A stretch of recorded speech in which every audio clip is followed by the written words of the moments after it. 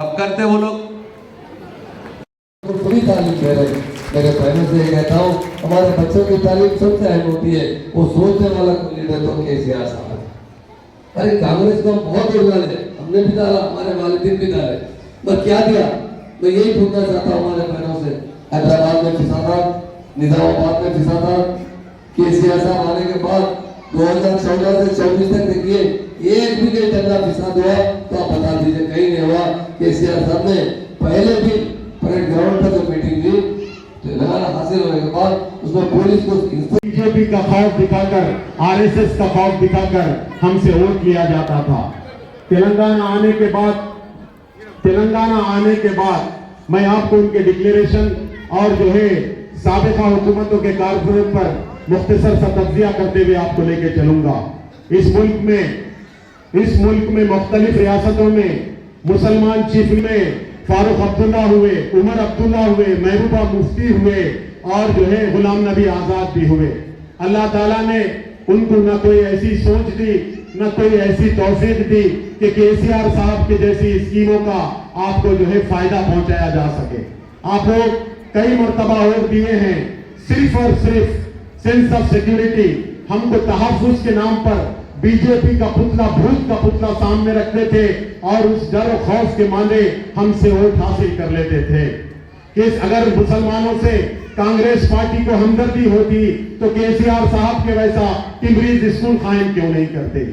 अगर मुसलमान या किसी और औरत के जच्चा होने के बाद पेट में बच्चा पैदा होने वाली बच्चे की माँ की परवरिश का अगर ख्याल होता तो उनके लिए वो तग़ज़िया क्यों नहीं दिए? बच्चा पैदा होने के बाद मुसलमान होने तो या किसी गैर मुस्लिम बहन उसकी परवरिश के लिए, उसकी देखभाल के लिए केसीआर जैसी किट क्यों नहीं दी? देखिए, सर सैयद अहमद खान 200-500 साल पहले अलीगढ़ मुस्लिम यूनिवर्सिटी बनाए थे। आज तक हम उनको एक यूनिवर्सिटी बनाने के ऊपर आज तक हम हमारे बुजुर्गान दीन की तरह हम उनको दुआ देते हैं। फिर केसीआर साहब 201 रेसिडेंशियल स्कूल बनाए तो उनका मुकाम हमारे लिए क्या होना चाहिए? ये कांग्रेस वाले जब आपसे वोट मांगने आते हैं तो उनसे पूछिए कि भाई साहब आप लोगों ने ये स्कूल क्यों नहीं बनाए? देखिए, मैं आपको बताता हूं, कांग्रेस गवर्नमेंट हुकूमत में है तो कांग्रेस उम्मीदवार को जिताएंगे। मैं आपको बताता हूं 2.5 साल में ये क्या हुआ। देखिए, इनके 6 डिक्लेरेशन मैनिफेस्टो में, डिक्लेरेशन में क्या था? प्रोटेक्शन ऑफ रिलीजियस राइट्स और कल्चर। हमारे जो है रिलीजियस राइट्स और कल्चर की हुकूक के एक बता रहा हूं, उसके भी जो है हम हिफाजत करेंगे। मैं बता रहा हूं, हमारे कल्चरल राइट्स में मौलाना अबुल कलाम आजाद यूनिवर्सिटी को खाली जमीन है, वो हपड़ा लेने के लिए 50 एकड़ जमीन को वापिस करो। यानी हमारे को वादा करके एक आए थे, हमारी वो जमीन खींच लेने के भी नोटिस दे दिए। ये 2.5 साल के अंदर का वाकया है।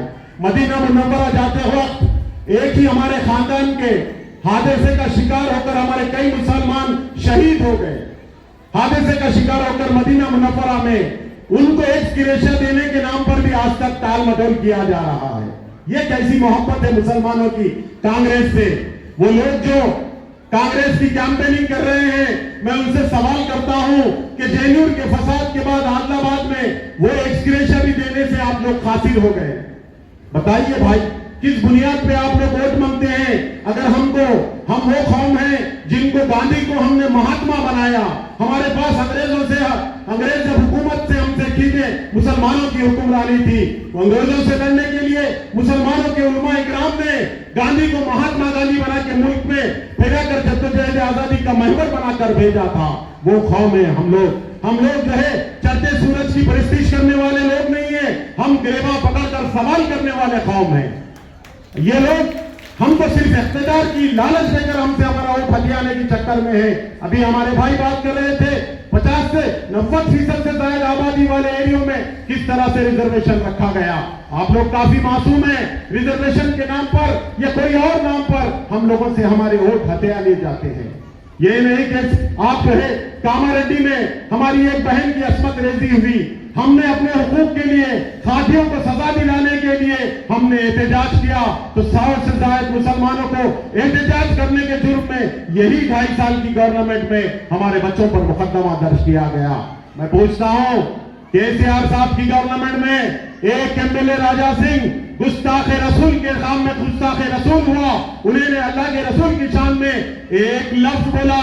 केसीआर साहब एमएलए नहीं देखे, 3 साल तक 3 महीने तक 45 दिन तक पीडी एक्ट लगाकर जेल को भेज दिया गया। ये था केसीआर साहब का। हमें लालच देकर हमारा वोट देने वालों, आज जिस प्लेटफॉर्म से आप कहीं भी बात कर रहे, आप आके उसके सवालों का जवाब दो। प्रोटेक्शन ऑफ रिलीजियस राइट और कल्चर के नाम पर डिक्लेरेशन देने वालों, हम आपसे पूछते हैं कि आपके बदौर इख्तियार सिर्फ 2.5 साल में 48 से ज्यादा कम्युनल इंसिडेंट्स हुए, किसी एक आदमी को भी गिरफ्तार नहीं किया गया। आप पूछिए उन लोगों से जो ये चाहते हैं कि इख्तियार की बुनियाद पर, बीजेपी की बुनियाद पर हमसे हमारा वोट लेने वालों को, हम वो कौम है जो पेट पर पत्थर बांधकर तहरीकों को जन्म दिया। भीमगल बापुर की तारीख को रेशमी रुमाल तहरीक में अंग्रेजों से लड़ने के लिए हमारे आबाद ने यहाँ से बड़ी कुर्बानी दी। वो कौम को आज आके हम कहते हैं सिर्फ और सिर्फ झूठ से आए हुए इख्तियार को कांग्रेस ने हत्या कर दोबारा काउंसलरों की सीट पर आने की मुंतजिर है। मैं आपसे ये कहता हूं, न सिर्फ उन्होंने ये किया बल्कि एक साल के अंदर मरेरपल्ली में हज रुबात कायम करते हुए हज रुबात कायम करने का वादा किया रेवंत रेड्डी सरकार ने। आज तक उनका कोई पुरसाने हाल नहीं है। टिम्बरीज, हम जो एजुकेशनल अपलिफ्टमेंट के नाम पर डिक्लेरेशन दिया, एक स्कूल तो दूर की बात है, टिम्बरीज स्कूल का किराया बनने से कायल है। अनीसुल खुरबा जहां यतीमों के बच्चे पढ़ते हैं स्टेट लेवल के, वो बिल्डिंग का किराया खाने के तगजिए की मिकदार को भी खराब कर दिया गया। जो लोग रूलिंग पार्टी के नाम पर हमसे हमारा वोट मांगना चाहते हैं, आप हमारी बहनें हैं, आपने बड़ी इत्तेजाजी से नौजवानों को परवरिश की है। मैं आपसे सवाल करता हूं, क्या सिर्फ रूलिंग पार्टी के इख्तियार होने की वजह से हम अपना एक वोट दे देंगे? क्या हम अब तक बीजेपी के इख्तियार में आने से डरा कर वोट देंगे? या हमारे वेलफेयर स्कीम को, जो हमारे सर पर पढ़ने की सहूलत, जो हमारी माँ बहनों को, बेवाओं को, वजीफों को, इमाम को, मौजन को, उनकी खुशहाली के बारे में सोचा? एक थोड़ी सी गफलत की हमारी वजह से इख्तियार से महरूमी होनी पड़ी, क्या उसका दामन हम पकड़ने से फिर छोड़ देंगे? मेरी भाइयों, मेरी बहनों, केसीआर साहब को न सिर्फ मुल्क में, रियासत में, बल्कि मुल्क के मुसलमानों के सपोर्ट के लिए, उनको एक तहरीक बनाने के लिए हमारी आपकी कोशिशों की जरूरत है। इसकी इब्तिदा यहां से होना चाहिए। हमारे काउंसलरों को जिताकर आप प्रशांत रेड्डी साहब के हाथों को मजबूत किए, प्रशांत रेड्डी साहब केसीआर साहब के हाथों को मजबूत करेंगे। मुसलमानों का एक वो दौर चालू होगा जो गांधी जी के हिंदुस्तान का दौर था। मैं आपको यकीन के साथ कहता हूं कि हमारे अपनी मजबूरी की वजह से हम सियासी मुतल्ला से कासिर रहते हैं। मेरी बहनों, एक आपका कीमती वोट खैरात की शक्ल में ये उम्मीदवारों को दे दीजिए। बहकावे में मत आइए, इख्तियार की लालच में मत आइए। हमको सबक सिखाने के लिए, अपोजिशन पार्टी को, उनको कांग्रेस को सबक सिखाने के लिए, उनके होश को ठिकाने लगाने के लिए आपका एक कीमती वोट एक खैरात की शक्ल में दे दीजिए। हम टीआरएस वाले उसको अमानत की शक्ल में लेकर आपको आपके हुकूक के लिए रोडों पे निकलेंगे, यहां तक कि हम अपने जानों के नजराने देने से भी नहीं गुरेज करेंगे। अवामी हुकूक के लिए अपोजिशन को एक मौका दीजिए ताकि उनको सीधी कुर्सी पे स्ट्राइक बैठे, उनको ये तकब्बुर ना हो जाए कि इख्तियार अवाम की तरफ से दिया जाता, ना कि खुदाई का दावा करने के लिए दिया जाता है। और मुसलमानों को जो कोई भी डिक्लेरेशन के नाम पर धोखा दिया गया, गली कूचों में उनका हम गिरबान पकड़ेंगे। मुझे जो मौका दिया गया, मैं इस उम्मीद के साथ कि आप आपका एक कीमती वोट देख लीजिए, एक शक्ल में आप हाथ उठा के इजाजत दे दीजिए कि हम आपको वोट दे देंगे। हम मत के नौजवान आगे बढ़ के आपकी खिदमत का मौका दे सके। खुदा हाफिज, जय हिंद, जय तेलंगाना। दिखाने के बराबर है। मैं चापलूसी नहीं कर रहा हूँ। आपके शहर में, आपके हालात में देख के देखिए, तेलंगाना के सबसे ज्यादा डेवलपमेंट कॉन्स्टिट्यूंसी के डेवलपमेंट की एक कॉन्स्टिट्यूंसी है। इसी भी ढंग से हम लोगों को हमेशा ये तेलंगाना तहरीक से पहले हम लोगों को सिर्फ फसादात के डर से वोट किया जाता है। जनाब महमूद अली साहब और निजामाबाद जिले के टीआरएस पार्टी माइनॉरिटी सदर जनाब नवीर इकबाल साहब, और हमारे मोहित साहब, सरवर साहब, अहमद साहब, दूधगाम सरपंच बाबा साहब, इकरम साहब, ताहिर साहब, मिसबा साहब, अतीक साहब और हमारे महमूद अली साहब का पोता हमारा हीरो है ये। और आपके सरवर साहब हमारे भीमगल मंडल के सदर माइनॉरिटी के, और हमारे एक्स एमपीटीसी पोचप्पाड रुमा,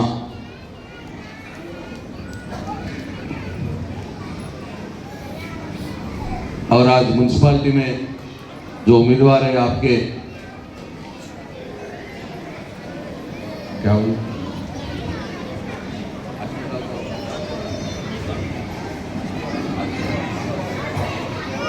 और जो म्यूनसिपालिटी के उम्मीदवार आपके दुआ के लिए आपके सामने खड़े हुए, ये अशोक वार्ड नंबर 1 से, और ये नवीन वार्ड नंबर 8 से, और ये असलाम वार्ड नंबर 7 से, और ये रवि वार्ड नंबर 9 से, और ये राजू वार्ड नंबर 11 से, और ये प्रसाद वार्ड नंबर 12 से।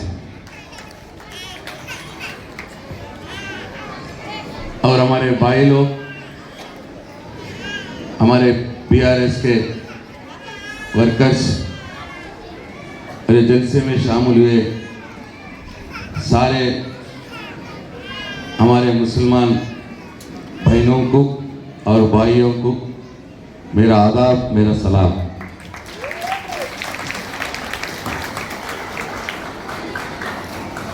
उतना अच्छा उर्दू नहीं बात कर सकता हूँ, फिर भी मैं कोशिश करता हूँ, कोशिश तो करता हूँ। या आप लोग सब लोगों को मालूम है कि हम आने से पहले, केसीआर साहब आने से पहले भीमगल के पीने के पानी के लिए कितना मुश्किल थे, बहुत मुश्किल थे। बोरों से लेना पड़ता था, और समर में बोर सूख जाते थे, वो वागू से लेके आके टैंक थे। जब हम आए, केसीआर साहब आए, तकरीबन 30 करोड़ रुपए लगा के, मतलब 10 साल पुरानी की बात बोल रहा हूं मैं पहले, जबकि 30 करोड़ आज के 100 करोड़ रुपए लगा के पोचम्पाड प्रोजेक्ट में पानी हमेशा रहता सोच के, पोचम्पाड प्रोजेक्ट से वहाँ पंप हाउस बना के पानी लिफ्ट करके बड़े बड़े पाइपों पे लेके आके वो फिल्टर करके आज भीमगल में एक 10 वाटर टैंक का नया वाला बना के, फिर हर घर को पाइप डाल के नला फिट करके आज केसीआर का पानी आपके घर में आ रहा नहीं आ रहा? कितना सहूलत हुआ। हमारे पहले, हमसे पहले 60 साल बहुत गवर्नमेंट आए, बहुत गवर्नमेंट चले गए, बहुत पार्टी आए, वो चले गए। कोई सोचे क्या? आपके घर तक पानी लाने का काम कोई सोचे? कौन सोचे? केसीआर साहब ने सोचे। बिहार में भीमगल हम आने से पहले कैसा था? कच्चा रोड आता, ड्रेनेज नहीं थे, लाइटा सीधा नहीं थे। हम 25 करोड़ रुपए लाके गलियों में रोडा, ड्रेनेज बना दिए, वो पूरा आपके सामने, आंखों के सामने। और 20 करोड़ लाके हम मेन रोडों को ऐसा बनाए कि निजामाबाद में, हैदराबाद में मेन रोड कैसे रहते वैसा सेंट्रल लाइटिंग, डिवाइडर, बड़े बड़े रोडा। पहले रात में अगर भीमगल मेन रोड में आना बोले तो डरते थे हमारे बहनों, अंधेरा रहते थे, छोटे छोटे रोड रहते थे। आज रात में भी गए तो दिन में जैसा रहता वैसा लाइटों से दिख रहा। ये है ही नहीं, सही बात है ही नहीं। फिर इसके बाद हम पूछे कि और क्या क्या बचा है, और क्या करना है? कुछ बचा है? रोड़ा और ड्रेनेज बचा है बोले तो फिर उनका भी हम हिसाब लिए थे। हिसाब लेके और 10 करोड़ रुपए होने वाला था, और वो 10 करोड़ भी हम सैंक्शन कर दिए हम जब गवर्नमेंट में थे। मगर वो काम सैंक्शन करने के बाद 2-3 महीने में इलेक्शन आ गया था, काम रुक गया था। अब 2 साल हो गए, हमारा गवर्नमेंट गिर गया। फिर आपके दुआ से मैं एमएलए तो बनाऊं, मगर केसीआर साहब का गवर्नमेंट गिर गया। 2 साल से हम रहे जब तो 10 करोड़ सैंक्शन करे थे, बाकी जो काम खत्म करने के, कंप्लीट करने के लिए, पूरा करने के लिए, वो कहाँ भी हो, बापूजी नगर में हो, वार्ड नंबर 11 में हो, और जहाँ जहाँ छोटे छोटे काम बचे, ज़्यादा काम बचे नहीं, बापूजी नगर में थोड़ा ज़्यादा बचा है और वार्ड नंबर 2 में थोड़ा बचा है, और बाकी सारे एरिया में बहुत छोटा छोटा काम बचा है। वो पूरा करने के लिए 10 करोड़ रुपए लगते थे, 10 करोड़ हम सैंक्शन करे थे। मगर 2 साल से नया गवर्नमेंट आके वो काम को रोक दिए, वो काम नहीं करे। अब इलेक्शन आया बोल के परसों 7 दिन पहले मिनिस्टर आके नारियल फोड़ के अब कंकरा डाल रहे हैं। तो हम ये पूछ रहे कि 2 साल क्यों रोके आप? अगर वो खत्म हो गए तो भीमगढ़ में कोई काम है ही नहीं। पूरा रोड बन गया, पूरा ड्रेनेज बन गया, कोई काम नहीं। बस वो 10 करोड़ से हम जो मंजूर करे थे, हम जो सैंक्शन करें, वो काम करना बाकी है बस। और पैसों का जरूरत भी नहीं है अब भीमगढ़ में, रोडों के लिए, ड्रेनेजों के लिए। और अब आपके सामने हम एक अस्पताल बनवाए थे, 100 बेडेड का अस्पताल। उसमें बड़े बड़े डॉक्टर लाए हम गवर्नमेंट में आए जब जितने बनाए हम 80% बनाए थे, 80% पूरा हो गया, और बाकी थोड़ा काम 2 साल से वो काम को भी रोक दिए। बापूजी नगर के बाजू रहता सब स्टेशन के पीछे हम बनाए, मार्केट बनाए थे, थोड़ा काम बाकी थे, वो भी वैसे 2 साल से रोक दिए। बस डिपो खुलवाए थे, उसमें 35 बस रखे थे हम जाने के बाद ये 2 साल नया गवर्नमेंट आया, बस गायब हो गए, बस डिपो में कोई भी नहीं है। मतलब हम ये पूछ रहे हैं कि अब क्या करें 2 साल में? कांग्रेस गवर्नमेंट में आके 2 साल में क्या करें भीमगढ़ को? हम जो लाए वो पैसों का काम नहीं करे, अस्पताल का काम नहीं करे, बस डिपो का काम बंद कर दिए, मार्केट का काम बंद कर दिए। फिर क्या करें आप 2 साल में? और क्या शक्ल लेके बोल रहे कि अब 3 साल हम हुकूमत में रहेंगे, काम करेंगे? 2 साल हम डिप्टी चीफ मिनिस्टर रहे थे, होम मिनिस्टर भी रहे थे, और हम ये भी बोलेंगे कि केसीआर साहब ने जब उन्होंने 2 ही, मतलब एक चीफ मिनिस्टर साहब, अब महमूद अली साहब 2 ही थे एक दफा एक कैबिनेट में केसीआर साहब के बाद और किसी को भी लिए बोले तो महमूद साहब को लिए थे, उतना इज्जत दिए कौम को, मुसलमान कौम। अब ये लोग क्या करें भाई? ये एक एमएलसी नहीं है कांग्रेस वाले मुसलमान कौम को। और परसों हैदराबाद जुबली हिल्स इलेक्शन के वास्ते एक मिनिस्टर दिए अजहरुद्दीन, अब उसको एमएलए नहीं है, उन्होंने एमएलसी नहीं है, वो मिनिस्ट्री भी कब्जा था कि नहीं मालूम। बस हम, हमारे पास एमएलए थे, एमएलसी थे, साहब ने मिनिस्टर भी थे, डिप्टी चीफ मिनिस्टर भी थे केसीआर गवर्नमेंट में। अब ये कांग्रेस गवर्नमेंट में कोई एमएलए नहीं है, अब एक एमएलसी दिए, बस। ये सारे चीज आप सोच लीजिए।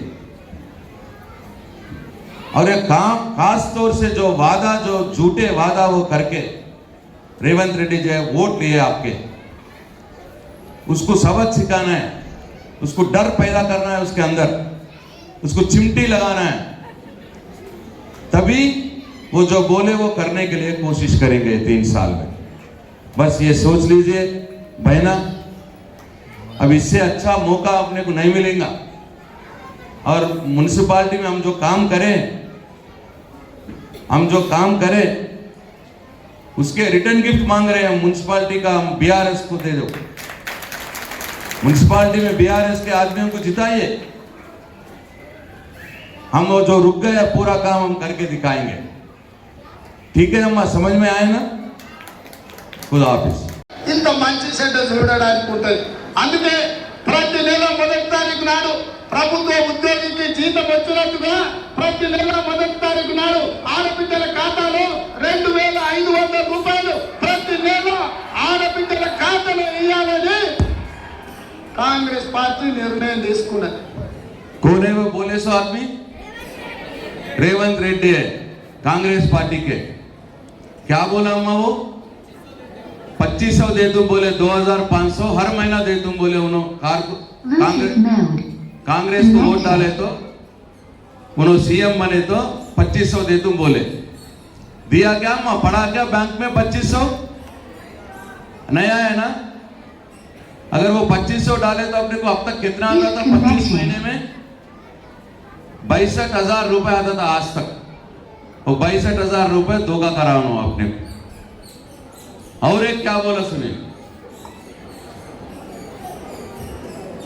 2000 వస్తుంది కదా, వచ్చేనే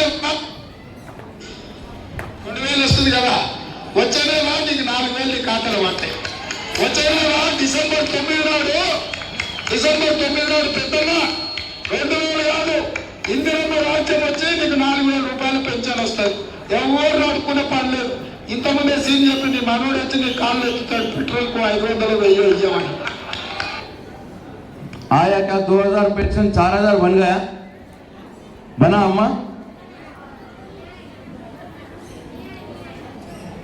वो अगर आए रहते तो 25 महीने में अपने को 50,000 रुपए आता था। और क्या बोले सुनिए, కళ్యాణ పుట్ట షాదీ ముబారక్ కళ్యాణ లక్ష్మిలో ఈ రోజు 1,00,000 రూపాయలు వస్తున్నాయి. ఈ నెల అయితే 1,00,000, వచ్చే నెల మీరు తీసుకుంటే 1,00,000తో పాటు తులం బంగారం ఆడబిడ్డలకి ఇచ్చి తెలంగాణలో ఉండే పెళ్ళయ్యే ప్రతి ఆడబిడ్డకు తులం బంగారం ఇవ్వడం ద్వారా ఈ తెలంగాణను బంగారు తెలంగాణ చేసే బాధ్యత కాంగ్రెస్ పార్టీ తీసుకుంటుంది. सोना आया? तुलम सोना 1 तोला आया? इधर आया होगा शायद, कोई नहीं बोल रहे, नया आया। अब ये कांग्रेस वाले हम उपपद में है, हम करेंगे कुछ करे तो बोल रहे हैं ना। भीमगल में अब कोई कुछ करने का जरूरत नहीं है, ज्यादा से ज्यादा पूरा काम हो गया। वो 10 करोड़ हम जो लाए उसका अगर काम खत्म करे तो पूरा हो जाता। अब तुम काम करना, क्या करना ये करो। अब जो दिखा है ना, अब जो बोले ना वो काम करना। आप 2500 देना है, 2000 के 4000 पेंशन करना है। शादी मुबारक में धोखा दिए तो अपने को गम है, अपने को तकलीफ क्या बोलते, तकलीफ है। जिसको जिसको तकलीफ है अम्मा जरा हाथ उठाओ, है ना? और मैं नहीं देखा, जरा और एक बार उठाइए। फिर ये चुमटी रेवंत रेड्डी को चुमटी देना, कैसे देना? फिर उसके घर को जाके आप चुमटी दे सकते हैं क्या? ये इलेक्शन में हाथ को हरा के कार को वोट देना, कार को वोट देके हाथ को हराना। हरा है तो उसको चुमटी दिया सर का होता, उसमें डर पैदा होता, उसके ऊपर रेवंत रेड्डी के अंदर डर पैदा होता। तो आगे 3 साल में जो हम हुकूमत में है बोल के बोल रहे हैं ना, तो आगे 3 साल में तुम ही हुकूमत में रहोगी।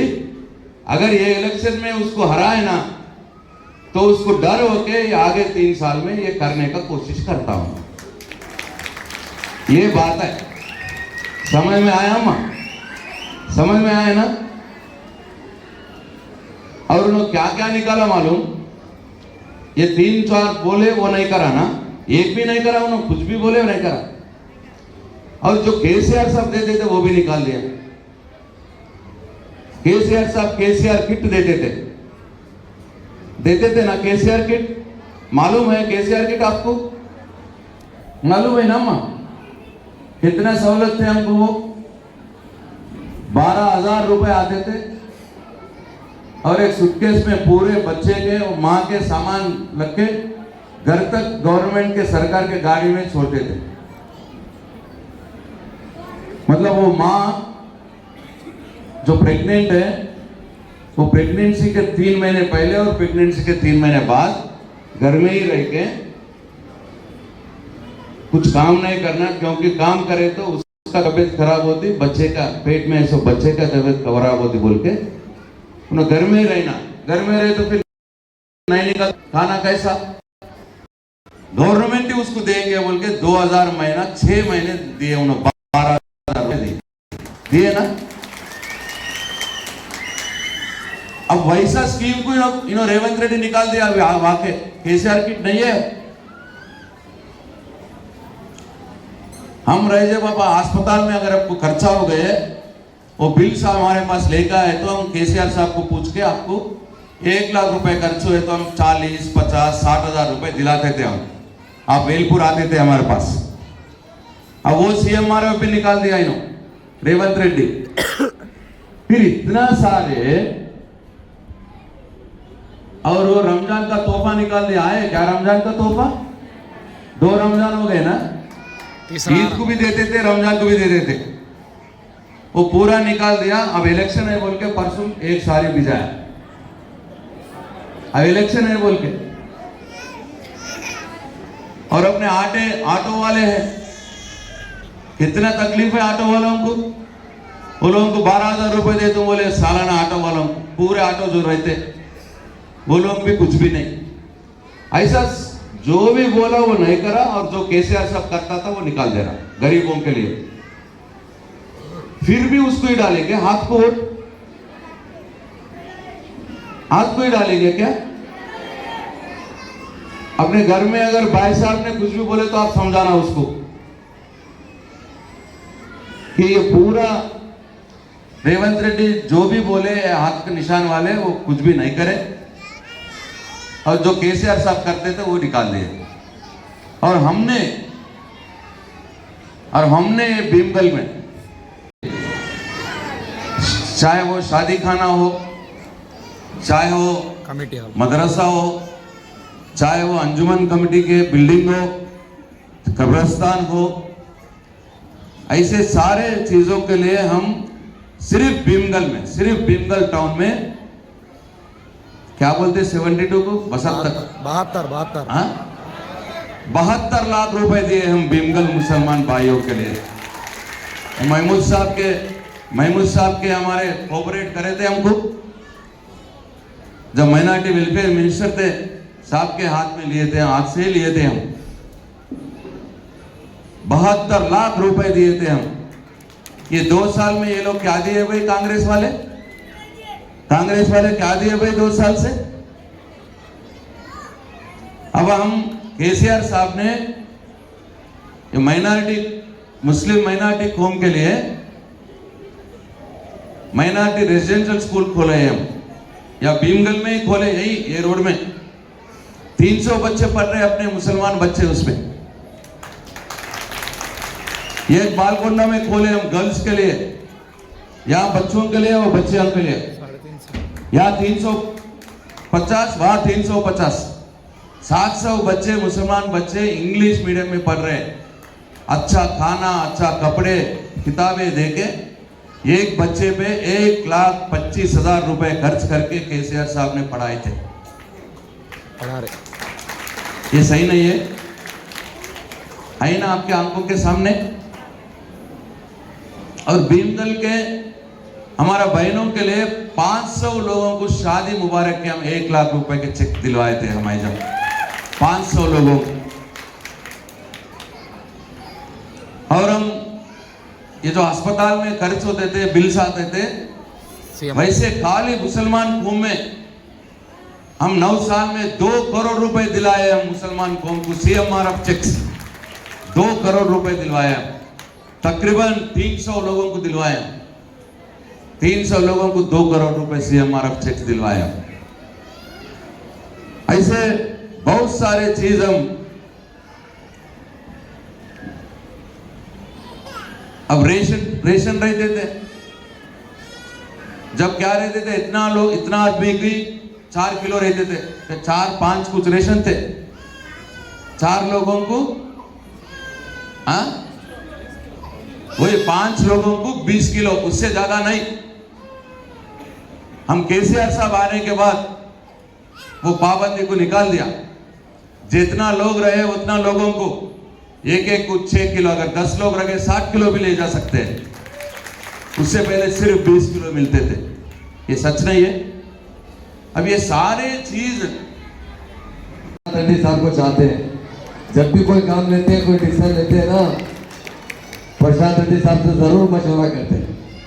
असेंबली में जो चलती थी ना, सबसे ज्यादा चलाने वाले असेंबली को रूल जो है वो प्रशांत रेड्डी साहब का है। यहाँ की आवाम लकी है, आपका नुमाइंदा आपके साथ है और आपकी तरक्की के बारे में उन्होंने बहुत से बातें तफसील से बताई। मैं उन्हें दिल से मुबारकबाद देता हूँ। और आज पहली मरतबा नहीं, मैं कई मरतबा इस बालकुंडा कॉन्स्टिट्यूंसी को आया हूँ, आपके बहनों को और भाइयों को मुखातिब किया हूँ। मुझे जब भी मैं प्रशांत रेड्डी साहब से मिलता हूँ मुझे बड़ी खुशी होती है। मुझे ऐसा दिखता है कि छोटे केसीआर साहब यहाँ मौजूद है, क्योंकि जो खुसूसियात केसीआर साहब के अंदर है ना, गंगा जमुना तहजीब, प्यार और मोहब्बत, वही खुसूसियात जो है प्रशांत रेड्डी साहब में है। वो हमारे सीनियर लीडर के वालिद मोहतरम भी पार्टी में जो 14 साल जद्दोजहद में बहुत बड़ा रोल अदा किए हैं और CM साहब ने उन्हें बहुत अच्छा मौका दिया है, उसको बहुत अच्छी तरह निभा रहे हैं। मैं दिल की गहराइयों से बालकुंडा के मेरे भाई और बहनों को मुबारकबाद देता हूँ कि MLA भी अच्छा मिलना ये भी बड़ी अहम बात है। जो MLA अच्छा होता है, वहाँ की आवाम को बिला मजहब और मिलत सबकी खिदमत करने वाला कोई लीडर है तो प्रशांत है।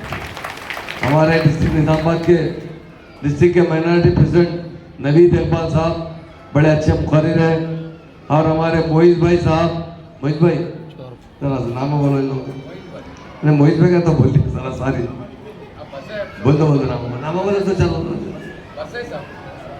हमारी बहनें और ख़ास तौर से हमारे पूरे कैंडिडेट यहाँ मौजूद है और हमारा फर्ज बनता है कि हमारे 12 कैंडिडेट को जिताना है। ये मीटिंग तो माइनॉरिटी है, मगर माइनॉरिटियों का फर्ज बनता है जो आपको चाहने वाला है, जो आपको तरक्की देना चाहता है, उसी को आप मुंतखब करें ताकि वो आपकी खिदमत कर सके। प्रशांत ने बहुत से बात बताए, नईद इकबाल साहब भी बताए, मैं आपको 2 बात बताना चाहता हूँ। ये जो इलेक्शन होता है ना, ये सिलेक्शन होता है असल में। आपको तो इलेक्शन दिखता है, आपके हाथ में रहता है किसको सेलेक्ट करें। आप अच्छे आदमी को सेलेक्ट करेंगे तो आपके फ्यूचर के बारे में सोचेगा। ये धोखेबाज जो है, कांग्रेस पार्टी हमारे साथ बहुत इक़्तिदार पर रही। हिंदुस्तान की आज़ादी में बहुत से मुसलमानों ने कुर्बानी दी। गेटवे ऑफ इंडिया पर नामा खुदे हुए, अगर आप देखेंगे 72,000 नामों में मैक्सिमम नाम मुसलमानों का है जो देश की आज़ादी में कुर्बानी दी है। मगर देश आज़ाद होने के बाद देश के लोगों के बारे में, गरीबों के बारे में, मुसलमानों के बारे में कोई कभी नहीं सोचा। अगर कोई सोचने वाला लीडर है तो केसीआर साहब। आज चूंकि मेरी बहनें बहुत ज़्यादा तादाद में, मेरे भाई भी है, मैं बताता हूँ ये सच्चे और झूठे की जंग चल रही है। एक तरफ BRS पार्टी सच्ची पार्टी है, एक तरफ कांग्रेस पार्टी झूठी पार्टी है। ये हमेशा झूठ बोलती है। आप सुने हैं प्रशांत रेड्डी साहब से, इलेक्शन से पहले इतने गारंटी दिए थे, 6 गारंटी। वो महाराष्ट्र में इलेक्शन जीत, कर्नाटक में इलेक्शन जीत कर आए थे। हमारे लोगों में भी था कि यहाँ पर भी बहुत तरक्की के वायदे कर रहे हैं, अमल करेंगे। हमारे बहनों से, हमारे भाइयों से उनकी बातों पर भरोसा करने की जरूरत नहीं। मैं एक ही बात बताना चाहता हूँ, आपकी कोई पार्टी है वो BRS पार्टी है, आपका कोई लीडर है वो केसीआर साहब। इसलिए बताना चाहता हूँ, बहुत से पार्टियां बनते हैं। NT रामाराव ने भी तेलुगु देशम पार्टी बनाई थी, 9 महीने के अंदर वो चीफ मिनिस्टर बने थे। मगर केसीआर साहब का क्या मकसद था? तेलंगाना को जो आंध्रा में मिलाया गया, क्योंकि हिंदुस्तान आज़ाद होने के बाद 1947 में जो आज़ादी मिली, 1 साल के बाद हमारे पास निज़ाम स्टेट थी, उसमें डेमोक्रेसी लाई गई। यकीनन हम उसका वेलकम करते हैं। डेमोक्रेसी आने के बाद हमारी हुकूमत होना चाहिए था, मगर आंध्रा में हमें मिला गया। हमारे साथ कोई इंसाफ नहीं हुआ। 1969 में डॉक्टर चिन्नाटी साहब ने बड़ी तहरीक चलाई थी, 400 नौजवान पुलिस की गोलियों में शहीद हुए, पर तेलंगाना हासिल नहीं हुआ था। तेलंगाना हासिल होने का एक ही मकसद था। केसीआर साहब हमेशा बताते रहते थे, हमारे तेलंगाना के मुलाजिमत है, तेलंगाना के लोगों को मिलना चाहिए। तेलंगाना का पानी तेलंगाना के लोगों को मिलना चाहिए था। तेलंगाना में पावर सरप्लस होना चाहिए था। तेलंगाना के हर बाशिंदे के चेहरे पर नूर नजर आए, यही केसीआर साहब कहते थे। इसीलिए उन्होंने 14 साल जद्दोजहद की। 2004 में हम कांग्रेस के साथ अलायंस करते। कांग्रेस ने वायदा किया था कि हम जैसा जीतेंगे तो आपको स्टेट आपकी आज़ादी कर जाएगी। मैं नहीं दिया, ये इल्ज़ाम लगाया कि तेलुगु देशम हम तैयार नहीं है तो हम क्या कर सकते। 2009 में तेलुगु देशम से अलायंस किया गया, पर उन्होंने भी हमारे साथ धोखा किया। आखिरकार केसीआर साहब ने, मैं एक ही बात बताना चाहता हूँ, केसीआर के वैसे महान लीडर दुनिया में बहुत कम पैदा होते हैं। उन्होंने मरण पर बैठा था।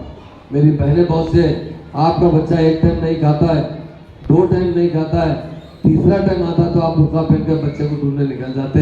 आप कहते हैं कि मेरा बच्चा सुबह से खाना नहीं खाया, भूखा है, कैसे आएगी, क्या आएगी।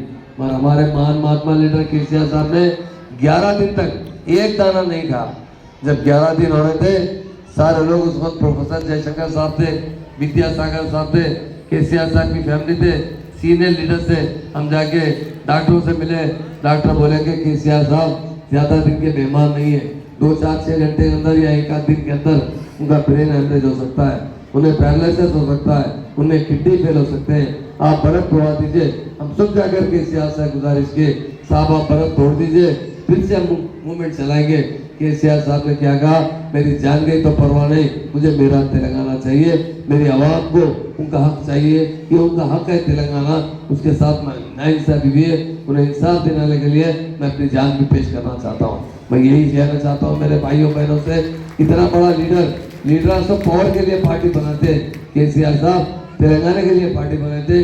केसीआर साहब आपके अपने अपनी है, आपके बेटे की तरह है, आपके भाई की तरह है, वो हमेशा आपकी खुशहाली, आपके तेलंगाना के हर शहरी के चेहरे पर नूर आ जाए, हमेशा वो बात कहा करते थे। इसलिए मेरे बहनों, आपका बहुत बड़ा रोल होता है।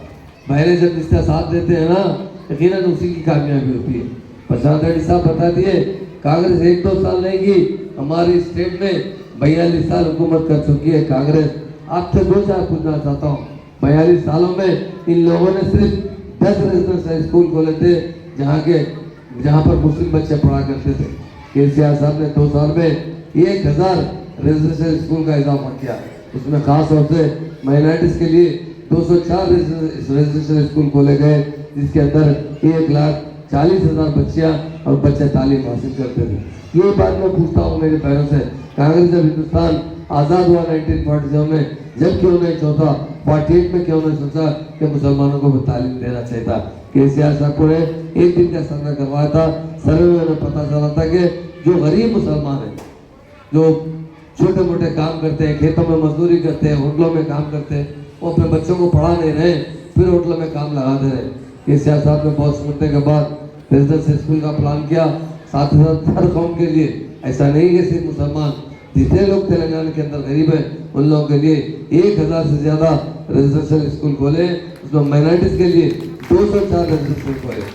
आप बताइए, कांग्रेस 70 साल की हुकूमत में हमारी स्टेट के अंदर, क्योंकि तेलुगु देशम ने भी हुकूमत की थी, 42 साल से ज़्यादा कांग्रेस ने हुकूमत की, 42 साल में 10 रेजिडेंशियल स्कूल खोले, और केसीआर साहब ने सिर्फ 2 साल के अंदर 204 रेजिडेंशियल स्कूल खोले, जिसके अंदर 1,40,000 में 58,000 हमारी लड़कियां तालीम हासिल करते थे। इसलिए मेरे बहनों से कहना चाहता हूँ, आपके बच्चों को कौन है तालीम